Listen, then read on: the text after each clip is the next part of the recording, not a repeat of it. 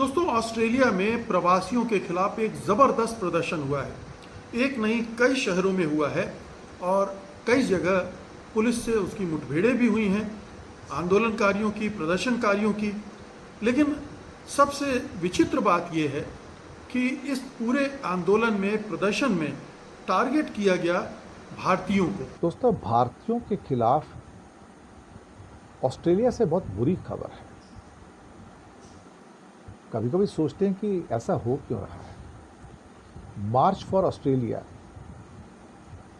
यानी कि आज हालात ये हो गए हैं कि हमारे प्रति जो हेट्रेड है, जो हमारी नफरत है, वो बढ़ती चली जा रही है।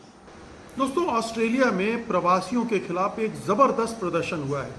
एक नहीं, कई शहरों में हुआ है और कई जगह पुलिस से उसकी मुठभेड़ें भी हुई हैं, आंदोलनकारियों की, प्रदर्शनकारियों की। लेकिन सबसे विचित्र बात यह है कि इस पूरे आंदोलन में, प्रदर्शन में टारगेट किया गया भारतीयों को। भारतीयों के खिलाफ लोग प्ले कार्ड लिए हुए थे। उनका गुस्सा भारतीयों पर ज़्यादा था। वो कह रहे थे कि भारत में पिछले एक दशक में 2013 से 2023 के बीच में भारत से आने वालों की संख्या 8,45,000 बढ़ गई है।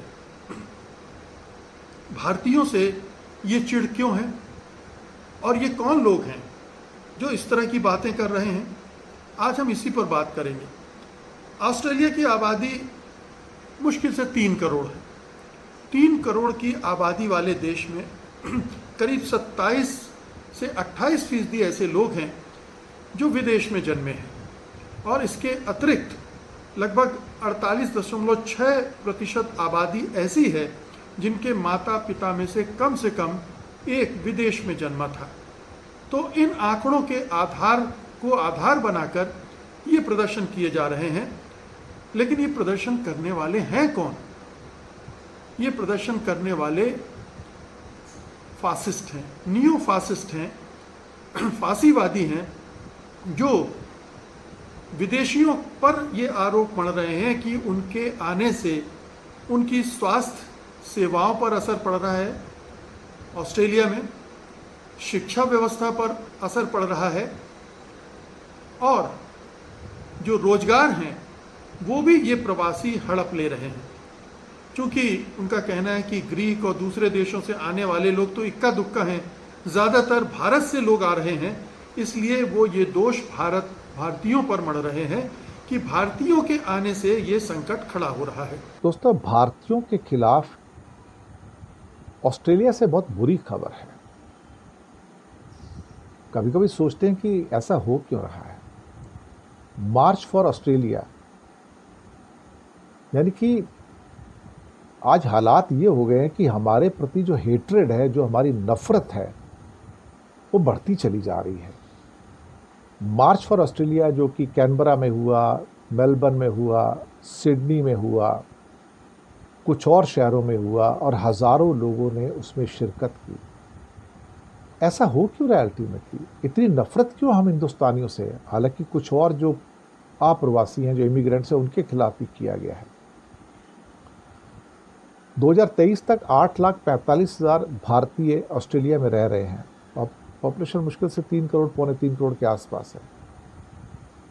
और कहा जा रहा है कि 3% से ऊपर इंडियंस की पॉपुलेशन वहाँ पे हो चुकी है। They are a very forceful group.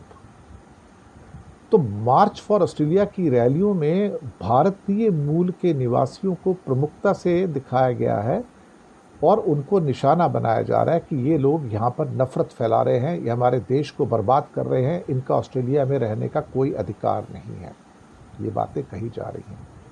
Facebook के ऊपर जो प्रचार सामग्री बांटी गई, उसके अंदर भी यही है कि हिंदुस्तानियों को बाहर निकालो और एक किस्म से हिंदुस्तानियों के खिलाफ जो नफरत पैदा हो रही है बहुत बड़ी है। तो मार्च फॉर ऑस्ट्रेलिया नाम के इस कोई ग्रुप ने कई शहरों में, कैनबरा, मेलबर्न, सिडनी, ब्रिस्बेन, बड़ी बड़ी रैलियां की। सिडनी में 5,000 से 8,000 लोग थे। मेलबर्न की रैली में 5,000 लोग थे मार्च फॉर ऑस्ट्रेलिया के अंदर। और वो ऑस्ट्रेलिया के झंडे और साथ में इमिग्रेंट्स के खिलाफ हाथों में प्लेकार्ड्स और तख्ती लेकर जमा हुए थे और नारे लगा रहे थे। दरअसल ये मार्च फॉर ऑस्ट्रेलिया जो एक साउथ विंग का एक्सट्रीमिज्म है, राइट विंग एक्सट्रीमिज्म जो है, उसके खिलाफ ये उनका गुस्सा है। यानी कि राइट विंग एक्सट्रीमिज्म जो है, जैसे कि इंडिया में भगवा ब्रिगेड है, इसको राइट विंग एक्सट्रीम कहा जाता है, तो उनके प्रति जो नफरत है। और इसमें भी कोई शक वाली बात नहीं है कि विदेशों के अंदर अब हमारा भारतीय भगवा ब्रिगेड बहुत मजबूत हो रहा है और वो हिंदुस्तान हिंदू स्वयं सेवक संघ के नाम से वहाँ ऑपरेट करता है, हिंदू स्वयं सेवक संघ के नाम से। अब उसके प्रति वहाँ लोगों में गुस्सा है कि ये लोग तो एक मतलब एक सैफरन टेरर के रूप में सामने आ रहे हैं। तो विदेशों के अंदर जो हमारी छवि थी, वहाँ पर हिंदू लोगों की छवि थी, इंडियंस की, वो पहले उदार लोगों की छवि थी। अब हम हिंदुस्तानियों को उग्रवादियों के तौर पर विदेशों में देखने की अब कवायद शुरू हो गई है कि ये हमारे लिए खतरा बन गए हैं। इवन ब्रिटिश होम मिनिस्ट्री की रिपोर्ट्स भी कहते हैं कि जो हिंदू लोग हैं ये बड़ा खतरा है हमारे लिए। तो हमारी उदारवादी छवि जो थी अब वो ख़त्म हो चुकी है, अब बची नहीं बिल्कुल भी। अब हमें भी एक सैफरन टेरर के तौर पर विदेशों में देखा जा रहा है और उसमें एक हिंदू स्वयं सेवक संघ नाम की कोई संस्था है जो बाहर शायद एक हिंदुओं के अंदर एक किस्म से उग्रवाद को फैला रही है।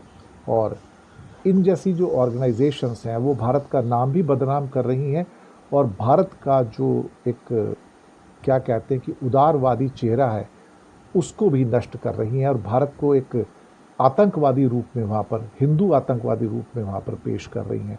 और वहाँ के लोग अब जो मार्च फॉर जो ऑस्ट्रेलिया आया है, इस किस्म के मार्च न्यूजीलैंड में भी निकले हैं। हाँ, तो देखा नाजरीन किस तरह ऑस्ट्रेलिया में हिंदुस्तान में हिंदुस्तानियों के ख़िलाफ़ जो है वो प्रोटेस्ट हो रहा है।